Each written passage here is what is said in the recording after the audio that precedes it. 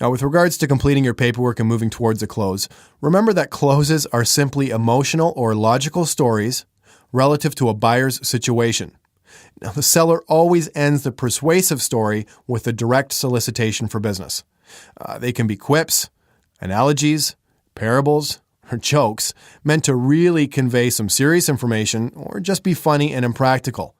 Every close must be timed properly, making careful note of your mood at the moment, the customer's personality, your position in the relationship and sales cycle with the buyer, and the dealership's culture. I guess with regards to closing, anything goes or anything doesn't go, depending on who you're talking to and how you're feeling at the moment. Let's talk about some common closing mistakes.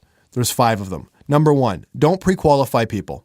We have to stop trying to pre-qualify our customers, and we have to start assuming that everybody who calls, emails, faxes, or visits our business is a buyer.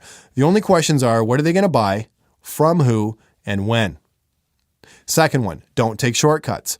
Most customers never get a high-quality, value-building presentation that is centered on their needs. Instead, they either get no presentation or they're overwhelmed with product knowledge. Pre-qualifying your customers will always cause you to take shortcuts and skip the most important steps of selling. Remember, the steps to the sale are for both you and the customer. Number 3, don't talk best price on the lot too early in the sale or before your customer does. Price is one of the most common reflex concerns, and it does come up often from many customers. Address price and move on. If we think that price is the only factor, we quit trying to get the customer excited about driving and owning the vehicle, and instead we try to get them excited about buying and paying for it. In addition, we often communicate price insecurities through words, body language, and tone. Number 4, don't use the least effective types of closing questions. Sales are made or lost by a few words and not a few dollars. Another famous Tom Hopkins saying. There is a full process to closing, just as there is a full process to selling.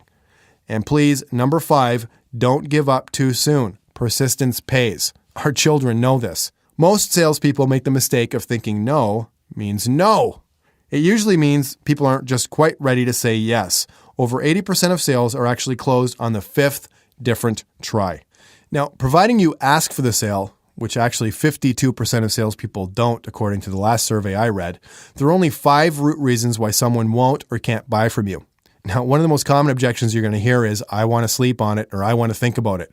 Remember, the only 5 things that will stop you from closing the sale are either the rapport being low between the consumer and the place that they're doing business with, perhaps some decision makers are absent, there might be some product insecurities, there could be time frame concerns, or there could be some financial parameters that aren't quite comfortable for either the buyer or the seller. Now, once you have received what you believe is the final condition or objection, always try to get to the precise cause of the condition to raise both you and your buyer's level of understanding. As always, good questions are the answer.